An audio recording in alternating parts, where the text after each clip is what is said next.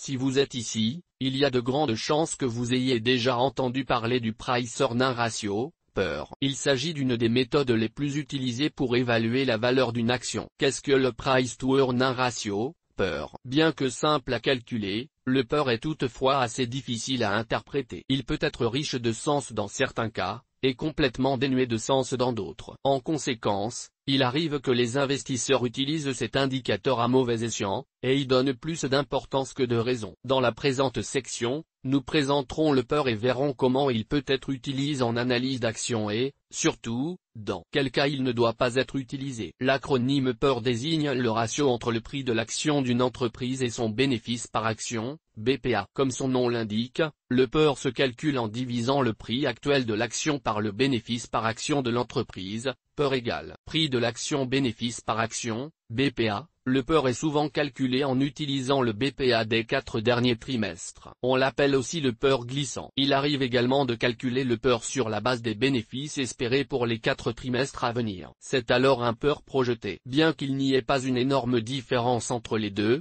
il est important de garder à l'esprit que le premier se fonde sur des données historiques, tandis que le deuxième est calculé à partir d'estimations d'analystes, par nature imparfaites. Avec leur BPA négatif, les Enterprises déficitaires posent problème pour calculer le PER. Les avis divergent sur cette question. Certains disent que le PER est négatif, d'autres lui donnent la valeur 0, et la plupart disent qu'il n'existe pas, tout simplement. Historiquement, le PER moyen du marché se situe entre 15 et 25, et il fluctue en fonction des conditions économiques. Il peut également fortement varier d'un secteur d'activité à l'autre. Comment utiliser le PER en théorie? Le PER d'une valeur nous dit combien les investisseurs sont prêts à payer pour un euro de bénéfice. C'est pour cette raison que le PER est aussi appelé le multiple d'une action. En d'autres termes, un PER de 20 nous indique que les investisseurs sont prêts à débourser 20 euros pour chaque euro de bénéfice que l'entreprise génère. Ceci dit, c'est une conception un peu simpliste du PER,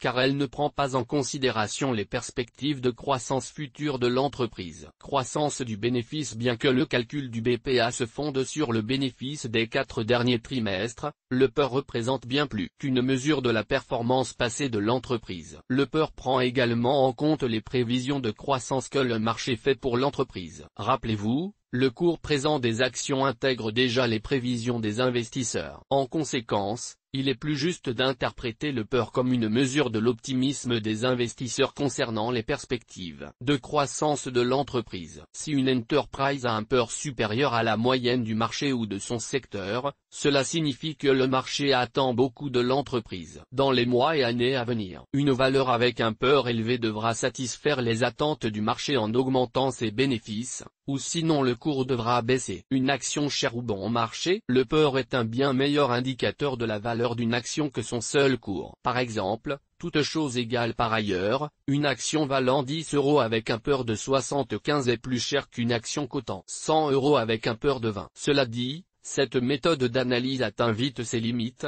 car il n'est pas pertinent de comparer les PER de deux entreprises pour déterminer laquelle est meilleur marché. Il est difficile de déterminer si un PER donné est élevé ou bas sans prendre en compte deux facteurs: le taux de croissance quel est le taux de croissance passé de l'entreprise. Ces taux de croissance vont-ils perdurer, voire augmenter? Si une enterprise a un faible taux de croissance et son action a un PER élevé, il y a quelque chose qui cloche. Si les taux de croissance anticipés pour l'entreprise ne justifient pas le PER, il est probable que l'action soit surcotée. Le secteur d'activité en bourse comme dans la vie quotidienne, on ne peut comparer que ce qui est comparable. On ne peut comparer que les entreprises appartenant au même secteur. Par exemple, les actions d'entreprises de fourniture d'eau et d'électricité ont typiquement un PER bas, car ce sont des entreprises stables, à faible taux de croissance. A contrario, le secteur des technologies évolue rapidement, avec des taux de croissance élevés. Il est donc inutile de comparer des entreprises d'eau et d'électricité avec des enterprises technologiques. Les limites du PER. Nous avons appris jusqu'à présent que dans certaines situations, le PER peut nous aider à déterminer si une entreprise est sous- ou surévaluée. Cependant, l'analyse du PER n'est valide que dans certaines circonstances et à ses limites. Les facteurs suivants peuvent mettre à mal l'utilité du PER. Les normes comptables. Le bénéfice est un objet comptable qui inclut des éléments qui ne correspondent pas à des mouvements de cash. De plus, Le calcul du bénéfice répond à des règles comptables, qui varient dans le temps et selon les pays. Pour compliquer les choses encore un petit peu plus,